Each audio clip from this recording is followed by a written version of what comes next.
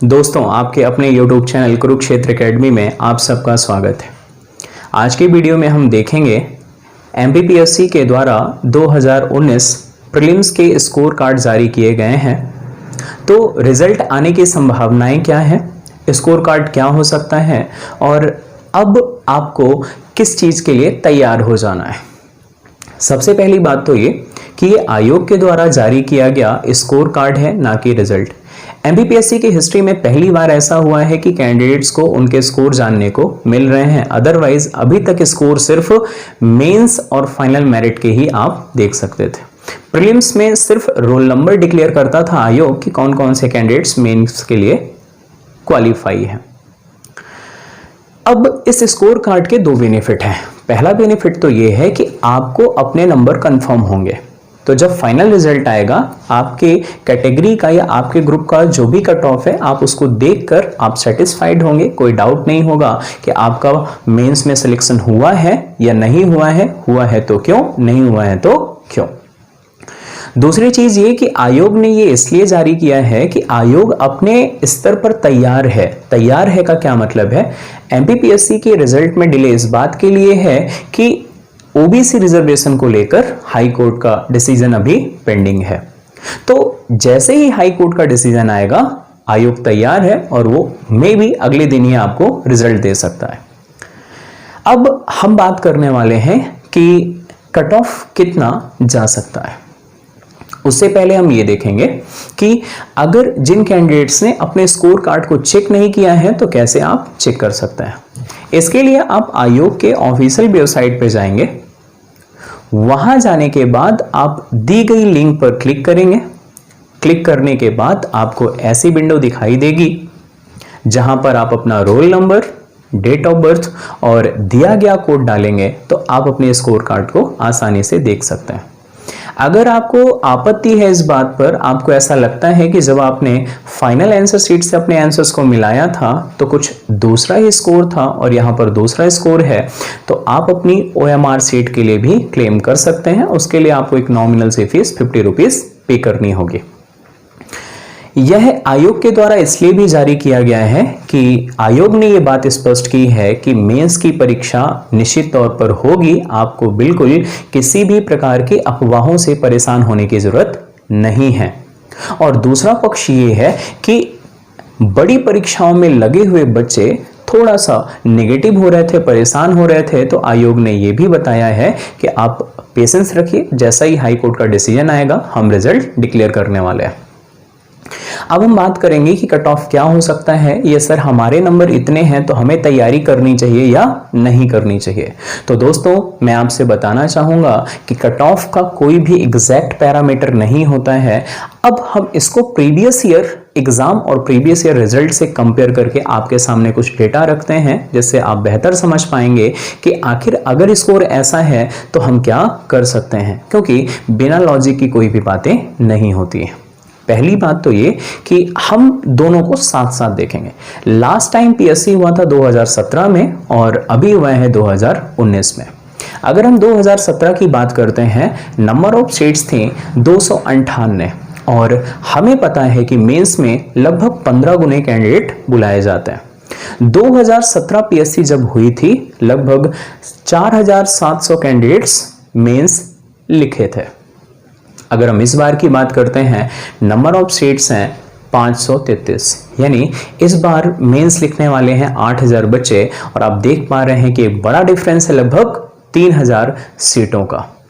दूसरा पॉइंट ये है कि 2017 में जब PSC हुआ था, उससे पहले लगातार हर बैच में PSC हो रहा था और 2017 से 2019 में 2 सालों का गैप रहा, तो काफी क्राउड ने अपना ट्रैक डिस्ट्रैक्ट कर लिया। तो काफी पुरानी क्राउड अलग अलग गवर्नमेंट जॉब में या तो वो एंटर कर गए या उन्होंने अपनी तैयारी को ब्रेक कर दिया। तो इस बार जो है मार्केट में बिगनर्स ज्यादा थे, तो ये पॉइंट रहा।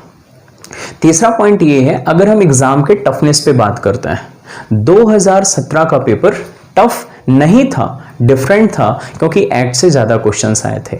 अगर हम इस बार के पेपर की बात करते हैं, MP के हिस्टोरिक रीजन पे बात करें तो काफी क्वेश्चंस आए थे जो कि कैंडिडेट्स के लिए एक हर्डल थे।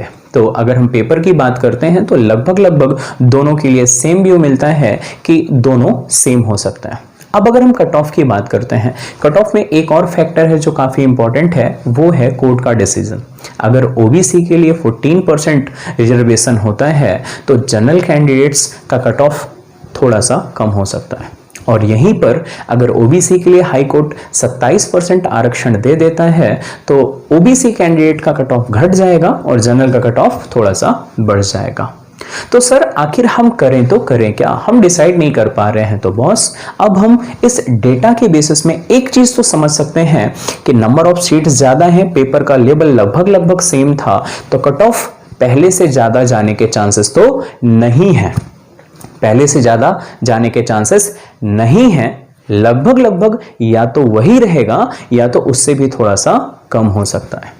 तो अब इसके लिए हम देखते हैं 2017 में प्रीलिम्स का कट ऑफ क्या था। ये आप देख पा रहे हैं 2017 एमपीपीएससी प्रीलिम्स का कट ऑफ। जनरल कैंडिडेट्स की अगर हम बात करते हैं 138 नंबर, यानी अगर हम नंबर ऑफ क्वेश्चंस पे बात करें 69 क्वेश्चन अगर किसी कैंडिडेट के सही थे उसका प्रीलिम्स क्लियर था।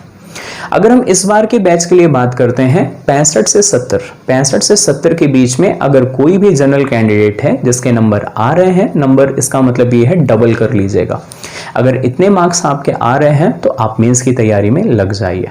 अगर हम गर्ल्स कैंडिडेट की बात करते हैं तो जनरल बॉयज से 4 या 5 क्वेश्चन कम, नंबर्स में 8 या 10 नंबर अगर कम है जनरल बॉयज के कट ऑफ से तो आप तैयारी कर सकते हैं।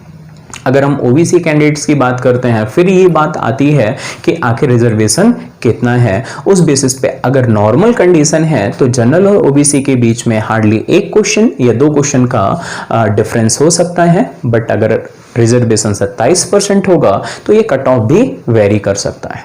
अगर हम एससी कैंडिडेट्स की बात करते हैं जनरल से 5 से 7 क्वेश्चन, जनरल से 5 से 7 क्वेश्चन का डिफरेंस है, यानी 60 से 65 के बीच में अगर आपके स्कोर हैं तो आप मेंस की तैयारी में लग जाइए। एसटी कैंडिडेट्स की बात करते हैं तो एससी से 4 से 5 क्वेश्चन यानी कि लगभग 55 से 60 के बीच में हैं तो आप मेंस की तैयारी में लग जाइए। दूसरी बात ये कि सर हमारा स्कोर अच्छा नहीं रहा तो हमें अब क्या करना चाहिए। तो बच्चों आपके लिए हम बता दें एमपीपीएससी 2019 और 2020 के सिलेबस में एग्जाम के पैटर्न में काफी डिफरेंस आया है, तो हम आपके लिए भी एक वीडियो लाने वाले हैं जिसपे हम बात करेंगे कि आखिर 2020 जो बदला हुआ पैटर्न है उसकी तैयारी कैसे करें, कैसे प्रीलिम्स की तैयारी करें, कैसे मेंस की तैयारी करें और कैसे इंटरव्यू की तैयारी करें। साथ ही साथ जिन बच्चों के स्कोर अच्छे हैं और आपको लग रहा है कि आपका इस बार प्री क्लियर हो सकता है तो आपको बिना समय गंवाए इस पर लग जाना चाहिए, क्योंकि अगर हम गिरी से गिरी हालत में बात करते हैं आपके पास 3 महीने का मिनिमम टाइम है, मैक्सिमम इससे भी एक्सीड हो सकता है। आयोग तैयार है लेकिन रिजल्ट तब तक नहीं ला सकता है जब तक कोर्ट का डिसीजन नहीं आता है। अगर कोर्ट का डिसीजन 1 महीने के अंदर आता है फिर भी आपको डिसीजन आने के बाद 50 से 60 दिन का टाइम मिलेगा, यानी गिरी से गिरी हालत में आपके पास 3 महीने का टाइम है और आप अच्छा कर सकते हैं। हम आपके लिए एक वीडियो लाएंगे जिसमें हम बात करेंगे अगर आपको ओल्ड पैटर्न यानी 2019 मेंस लिखना है तो आपको कौन कौन सी बातें ध्यान रखनी है। ये वीडियो उनके लिए इंपॉर्टेंट होगा जो पहली बार मेंस लिखने वाले हैं, उनके लिए भी इंपॉर्टेंट हो सकता है जिन्होंने पहले लिखा है और थोड़े कुछ रीजन से जो है उनका मेंस रुक गया था। तो दोस्तों आज के लिए इतना ही। अगले लेक्चर में हम बात करेंगे अगर आपका स्कोर अच्छा है तो कैसे आप अपने मेंस की तैयारी को अच्छा कर सकते हैं और आप अच्छी रैंक लगा सकते हैं। साथ ही नए बच्चों के लिए बात करेंगे कि 2020 के नए पैटर्न पे आपको कैसे तैयारी करनी है जिससे आप प्री, मेंस और फाइनल सिलेक्शन लेकर अच्छी रैंक लगा सकें। तो आज के लिए इतना ही, मिलेंगे अगले वीडियो में। Thank you so much.